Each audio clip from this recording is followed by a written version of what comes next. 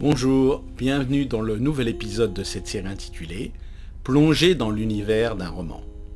Dans la première vidéo de cette série, nous avions vu comment, il y a 26 ans, j'avais décidé de créer un projet de jeu vidéo. Alors, comment celui-ci s'est-il transformé en roman? Laissez-moi donc vous raconter la suite de cette aventure. Mais avant cela, envoyez le générique.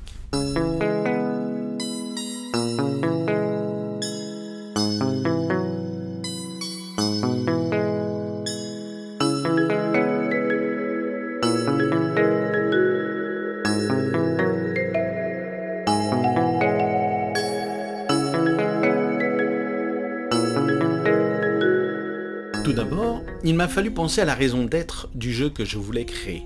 Pourquoi y jouerait-on? Dès le début, mon jeu devait combler deux lacunes des jeux de l'époque. Pour cela, mon jeu devait être tout d'abord plusieurs jeux en un. Ensuite, il devait pouvoir s'adapter au joueur pour que celui-ci ait la meilleure expérience possible lors d'une partie. Je me suis alors posé cette question. Pourquoi faut-il acheter plusieurs jeux pour avoir le droit à un jeu d'aventure, d'action et de course? Pourquoi ne pouvait-on pas avoir un jeu qui fasse tout? Les jeux à mon époque semblaient si cloisonnés. Rappelons tout de même que nous sommes à la fin des années 90. Et pourquoi la difficulté dans un jeu était-elle la même pour tous les joueurs, quel que soit leur niveau? C'était aux joueurs de s'adapter au niveau de difficulté du jeu en progressant, plutôt que l'inverse. Je trouvais cela illogique. Et pour un joueur aussi nul que moi, je devais me résoudre à ne jamais pouvoir finir certains jeux. Ma solution fut donc de vouloir créer 4 jeux en un. Pour cela, le joueur pourrait donc prendre la forme de 4 créatures différentes qu'il choisirait suivant la circonstance. Il y aurait donc une créature pour plus d'aventure, une pour plus d'action, une pour plus de vitesse, et une dernière qui battrait tous les obstacles sans grande difficulté pour les joueurs comme moi. Comme je souhaitais me consacrer au scénario, à la jouabilité et à la cohérence des personnages pour mon projet, j'ai donc travaillé avec un illustrateur, un informaticien et un musicien. J'en profite pour remercier tous ceux qui ont partagé leur passion avec moi, ce qui a permis de rendre ce projet très agréable. Pour faire exister ce projet, j'ai commencé à travailler sur ce qu'on appelle la Bible du jeu vidéo. C'est un gros document qui peut faire plusieurs centaines de pages, qui présente les mécaniques du jeu et le scénario, où on décrit les personnages, les lieux à visiter, les scènes cinématiques, les objets avec lesquels on peut interagir, et où sont retranscrits également certains des dialogues. Il faut préciser qu'il n'y a rien de blasphématoire à appeler ce document la Bible du jeu vidéo, puisqu'il faut penser à ce mot sous sa forme étymologique première, celle d'un ensemble de livres ou d'une bibliothèque. Pour les équipes qui travaillent sur d'aussi gros projets, la Bible devient alors une sorte de boussole qui leur permet de ne jamais perdre le cap, et qui leur permet également d'évaluer la progression lors d'une production. Lorsque des studios de production utilisent donc ce document pour persuader des grands éditeurs que leur projet est viable, on imagine aisément qu'ils font tout particulièrement attention à la présentation de celui-ci et qu'il soit haut en couleur et bien fourni. Imaginez donc la surprise de grands éditeurs comme Ubisoft, Cryo ou Sony lorsque j'arrivais chez eux avec mon sac en plastique d'où je sortais un classeur rempli de 250 pages en noir et blanc tout fraîchement sorti de mon imprimante jet d'encre. Je suis d'autant plus reconnaissant aux scénaristes et chefs de projet de ces grandes maisons d'édition qui m'ont fait bon accueil et qui ont su avec bienveillance me prodiguer des conseils pour améliorer la qualité de mon projet. Comme le projet était en perpétuelle évolution, cela commençait à devenir cher pour moi de pouvoir mettre la Bible du jeu vidéo à jour. J'en ai alors parlé au programmeur de mon groupe qui m'a suggéré de mettre ces pages sous forme web. Je lui ai alors rétorqué que les pages web c'était pour internet. Mais il m'a rassuré en me disant que pas forcément. On pouvait mettre celle-ci sur un CD, qu'on pouvait ainsi donner à un éditeur lors d'une visite. Et c'est ainsi que j'ai créé les premières pages web pour ce projet, tout d'abord en les gravant sur CD, puis en les plaçant sur internet directement. Comme je ne pouvais pas me permettre d'acheter un logiciel professionnel comme Dreamweaver, j'ai donc décidé de créer ces pages-là en langage HTML directement, ce qui m'a bien servi d'ailleurs par la suite. Mon jeu vidéo portait alors le nom d'Acrif. C'était le nom d'une des créatures qu'on utilisait dans le jeu, si l'on voulait avoir plus d'aventures. Mais en plus de cela, j'ai voulu nommer aussi l'univers entier dans lequel tout se passait, et je l'ai nommé Parallax. Mais qu'est-ce que Parallax? Ou plus précisément, une erreur de Parallax.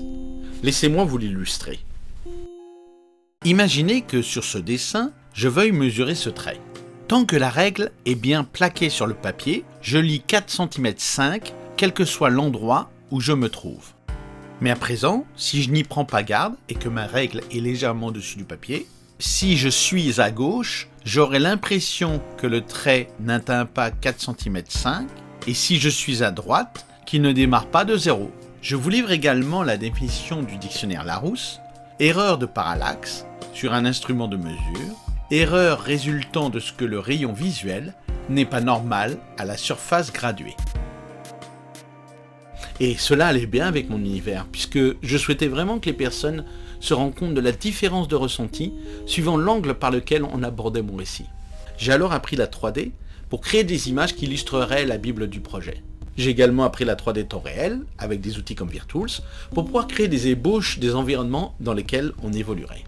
Et pour améliorer la qualité de mon écriture, j'étais très heureux de participer à une formation à l'espace scénario.